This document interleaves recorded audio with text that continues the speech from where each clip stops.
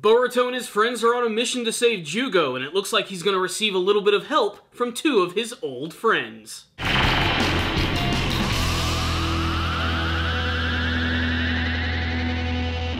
Greetings, my friends, it's that time again to take a look at another episode of Boruto Naruto Next Generations, and the Jugo arc is certainly starting to intensify as we finally get the grand return of Suigetsu and Karin. Not to mention, this episode finally has a brand new intro and ending, and I love both of them.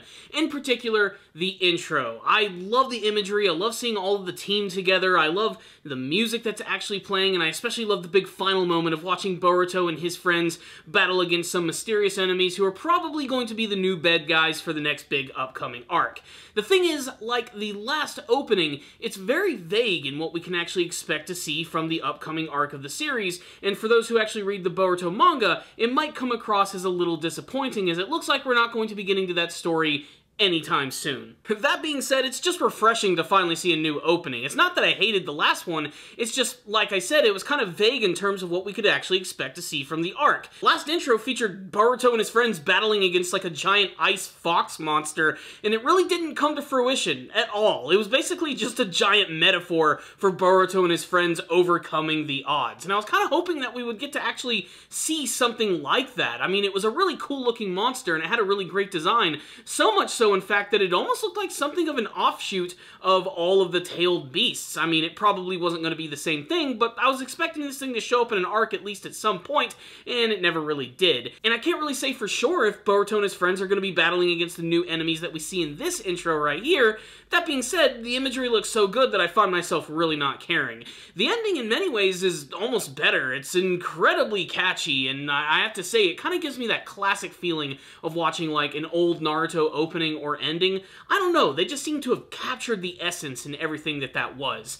But let's talk about this episode right here, where we finally get to see that the arc is really going to be picking up here, as Boruto and his group are met by Suigetsu and Karin, who actually end up running into Sumire in the woods, and Suigetsu ends up basically just kicking the shit out of her to the point where she gets knocked out. Luckily, Boruto and his friends arrive, and they're able to smooth things over until Sumire regains her consciousness, and they can finally go after Jugo, Wasabi, and Namida. And maybe we can figure out what the hell's going on with Konohamaru. As you'd imagine, there's a little bit of tension between the groups, especially with Suigetsu, who says they should just bust in, save the day, and get Jugo right the hell out of there. But of course, Boruto not only wants to save Jugo, but he also wants to help out everyone in the village and save all of these geese. Luckily, Karin is there to sort of take control of everything, and it's always really adorable to see her hanging out with Sarada, because in many ways, she's basically the unofficial family member of Sarada. She's kind of like her very wise aunt. Sarada's plan is she's going to use the transformation jutsu to transform into Sumire so that she can actually get those two twins to come into the woods so that her and Karin can take care of them. While this is going on, Boruto and Suigetsu are going to sneak into the camp and they're going to save Jugo, while Sumire goes after Wasabi and Namida. Initially, everything seems like it's actually going according to plan, with Sumire not only being able to save Wasabi and Namida,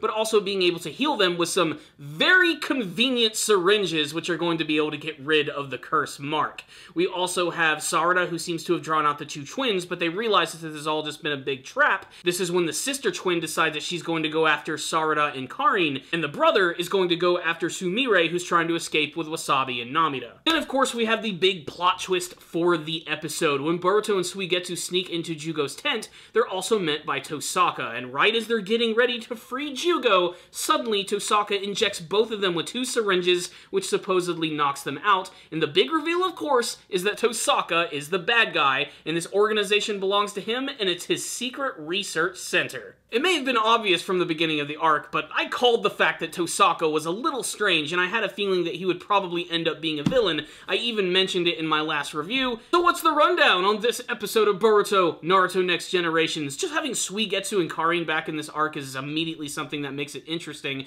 The fact that Jugo is involved makes sense that these two characters would eventually appear, and they're just as awesome as they always were. If you liked them, you're gonna like them in this episode. Suigetsu in particular is the same old douchey character that he's always been, and I hope that he never changes. Karin, on the other hand, has become a lot more mature and almost motherly the way that she actually acts with Sarada. I really love Karin Karin a lot more than I actually used to. But of course, one of the biggest twists of this episode is that yes, Tosaka is indeed the bad guy of this arc. I had a feeling that there was something kind of strange about his character and how this has all just been like sort of a big plan to draw out Jugo and to use his power for some unknown purpose. I have to say they actually initially did a pretty good job of hiding the fact that he's basically just a dude who likes to research birds, but there's always been something kind of strange about him, like that one episode when all of the birds decided to escape. There was no way that they could have done that before, and it's pretty obvious that he set these events up so that Jugo would actually escape and start to lose control of his power, using that as an excuse for his organization to come in and actually take him away. We also get to see that it looks like Konohamaru has probably escaped. There's this one scene where there's that one scientist who's actually going into his tent, and he starts to stab it with a knife when suddenly he realizes that nothing is there. My guess is that Konohamaru has finally escaped and he's planning some sort of sneak attack, or he's trying to get some backup from Konoha Village. I honestly can't wait to see where that's going, as again, I'm guessing it's going to be one hell of a pleasant surprise. You never know what a sneaky ninja is going to do. This arc also looks like it's going to do a pretty good job of actually building up the character of Sumire. We get to see that she's actually kind of losing control of the Nue. As it gets bigger and more stronger, it seems to become more independent, and it's a lot harder for her to actually control. I feel that her battle with this curse-marked brother is probably going to be an excuse to see how she's grown as a character and how her relationship with Nue is going to go from this point on. If I had only like one complaint with this episode, it had to be the one scene where Namida and Wasabi were tied down, they had the curse mark all over their body, and there was the twins that were talking to them and basically saying, we could heal you with these 2 convenient syringes behind us, but we're not gonna do that. Why would they even bring that up at all? It just serves as an excuse to show that you know eventually they're going to use those to try and heal themselves. I felt that was kind of sloppy storytelling, but for the most part, I actually did like this episode and the setup for what is ultimately going to end up turning into a big action fest. As for Tosaka's reasoning for wanting to use the curse mark, I'm still not quite sure what it is, but this episode made it pretty clear that he's kind of a bad guy. Hell, when Boruto and Suigetsu ran into him, just the lighting that they used on him with his weird, almost glowing yellowish eyes, I mean, they were really trying to paint this guy as a bad dude. Ultimately, I'm excited to see where this arc is going to be going, and I loved the fact that we finally got a brand new intro and an ending. I actually did like this episode, despite some of the faults and some of the pacing issues. I'm excited to see where all of this is going and where we're going to be going after this, because, like I said, the intro makes it clear we're not really getting all that close to that manga storyline, and the fact that we're over 100 episodes at this point can be kind of worrying for some, but then again, I'm on board for all of this. I'm a huge fan of the Naruto franchise, so I can't wait to see where this is all going to be headed. So, I'm going to give this episode a 4 out of 5. You got my thoughts on this one? I'd like to get yours. Tell me what you thought about it in the comment section below. Are you excited to see the return of Suigetsu and Karin? Did you know that Tosaka was going to be a villain? Were you shocked by that prospect? What do you hope to see from the other big battles coming up in this arc? Do you like the new opening and ending? Let me get your thoughts and let's have a conversation about this episode in the comment section below. I'll see you all next time, and as always, stay down there, baby.